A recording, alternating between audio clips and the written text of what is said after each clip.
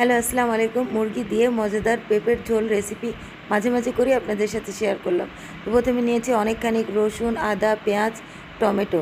তারপরে সবগুলিকে একত্রে বেটে নিয়েছি। তারপরে দিয়েছি জিরাকে বেটে নিয়েছি। তারপরে এখানে আমি পেঁপে নিয়ে নেব। এখানে ছোট্ট একটা আমি পেঁপে নিয়ে নিয়েছি, নিয়ে ছিলে এখন কেটে নেব। তা যেভাবে আপনার ইচ্ছা মতো কাটতে পারেন। আমি কিন্তু এইভাবে প্রথমে ফালি করে নিয়েছি, তারপরে এইভাবে টুকরো টুকরো করে কেটে নিয়েছি। আপনার ইচ্ছা মতো আপনি কাটতে পারেন। পেঁপে নিয়েছি, ছোট্ট একটা আলুও সাথে অ্যাড করে দিলাম। তারপর এই যে হয়ে গিয়েছে, তারপরে নিয়েছি গোটা গরম মশলা, পেঁয়াজ লাল লাল করে ভেজে নেব তেলে। তারপরে দিয়ে দিব এই যে আগে যে বেটে রেখেছিলাম ওই মশলাগুলি পুরোপুরি আমি এখানে দিয়ে দিব। তারপরে এখানে দিব হলুদ, লাল মরিচ, ধনে গুঁড়া আর লবণ। সবগুলিকে একত্রে ভালো করে কষিয়ে নেবেন যতক্ষণ না তেল ছেড়ে দেয়। মশলা তেল ছেড়ে দিলেই আমি চিকেনটা দিয়ে দেবো। এখানে 1 কেজি মতো চিকেন আছে, আপনি কম বেশি করতে পারেন। কিন্তু মশলা যখন তেল ছেড়ে দিবে তখন মনে করবেন মশলাটা ভুনা হয়ে গেছে ভালোভাবে।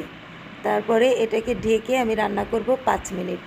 5 মিনিট রান্না করে একদম পানি দিবেন না আগে থেকে, মুরগি থেকে পানি বের হয়ে এটা ভুনা হয়ে যাবে। তারপরে এখানে দিয়ে দিলাম আলু আর পেঁপে যে কাটা ছিল ওটা দিয়ে দিলাম। আলু এবং পেঁপেটা দেওয়ার পরে ভালোভাবে ভুনতে হবে, যাতে আলু আর পেঁপের যে কাঁচা ভাবটা এটা গন্ধ থাকে ওটা চলে যায়। তো আমি ভালোভাবে কষিয়ে নিয়েছি একদম ভাজা ভাজা করে, ততক্ষণ আপনি পানি দিবেন না।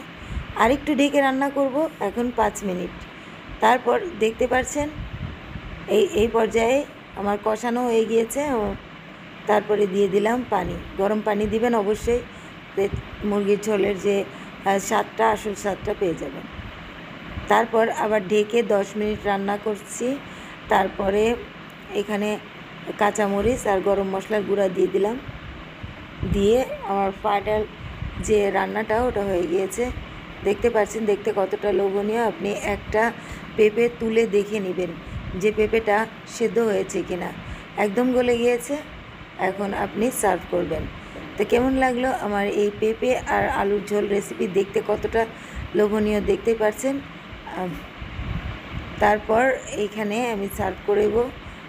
আমার রেসিপিগুলো কেমন লাগে জানাবেন এবং লাইক দিবেন, শেয়ার দিবেন, পাশে থাকবেন। আমার রেসিপিগুলো কেমন লাগলো সেটা আপনারা কমেন্ট করবেন। আল্লাহ হাফিজ।